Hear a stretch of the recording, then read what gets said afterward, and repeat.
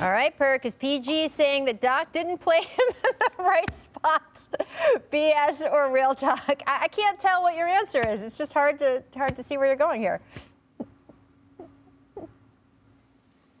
That's it? You know what, Rachel? That's BS.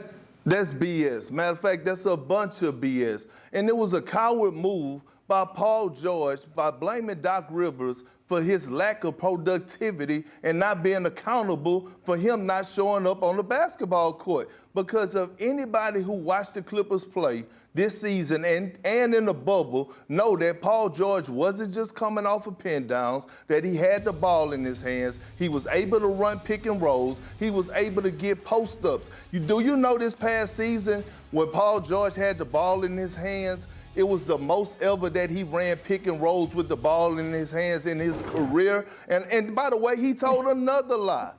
I'm pretty sure about this. Listen, Doc Rivers did not treat Paul George like he was Ray Allen, because you know why? Ray Allen not coming off of pin downs and missing wide open three-pointers. So I know that was a lie off the top. It was a cowardless move, in my opinion, and he should have held himself accountable and not throw Doc under the bus for him not performing the way he should have performed, period. Well, that's super strong, Perk, and I'm distracted by Richard not understanding where the camera is with his phone. Go ahead. No, this is BS. This is the BS, and it's getting out of hand. Like, this is getting out of hand.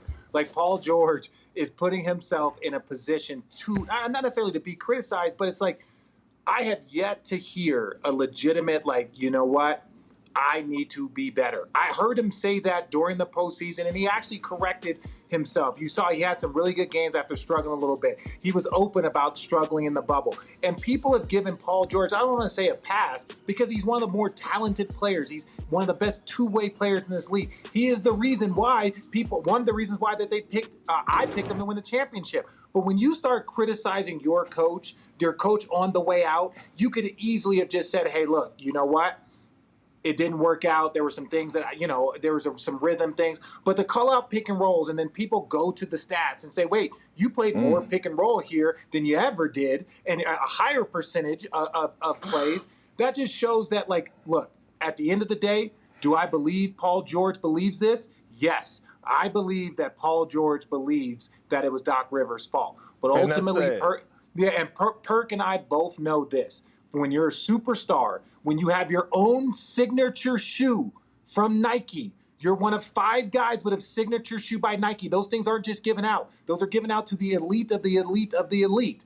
You can't shoot shots off the side of the backboard in the fourth quarter after being up 3-1 in double digits in every single game. You can't talk about the coach and the rhythm and the pick and rolls. You can't do that. Well, you guys both talked about the numbers. Here they are. We can show them. And you're right, Perk. This was a career high for him.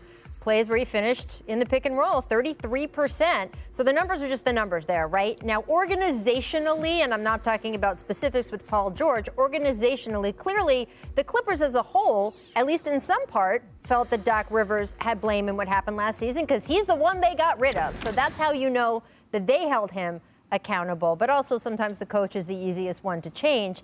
I think sometimes conversations like this happen when there's too much time in an offseason. I'm not sure how this managed to happen in a short offseason, but the bottom line for Paul George or anyone else on that Clippers team is that they have to be accountable this coming season. And I think the only thing that they have in their advantage on that score is if the expectations were very high going into last season. Richard, you said you picked them, right, to win a title? I don't think those expectations are that high this season, right? I mean, you guys aren't picking them as your favorite to win the title, so they can only beat them, right?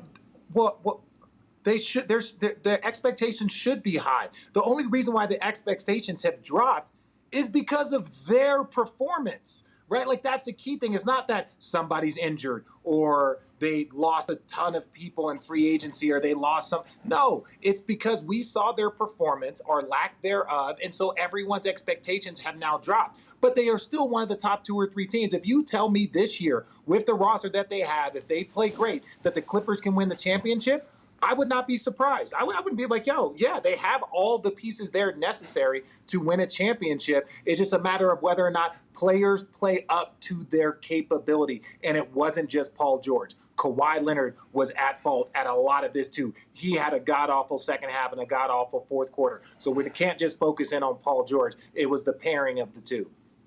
And you know what's crazy is that some of my old coaches like Doc Rivers and Sam Cassell, some of my older brothers, my family from the Celtics, even Ty Lue would call me and Coach Rex, and say, Perk, you got the Lakers to winning the championship? That's how you feel? And I was like, yeah. For one of my many reasons is I didn't trust Paul George, and not in the crucial moments. From his history, even when you go back to Oklahoma City, I remember one game in particular. It was a closeout game in Utah, and he went, 2 for 15 from the field while Russ dropped 45. And after that, I saw his body language, and I could see it in his eyes, and I told him all season, I don't trust Paul George, and this is the reason why.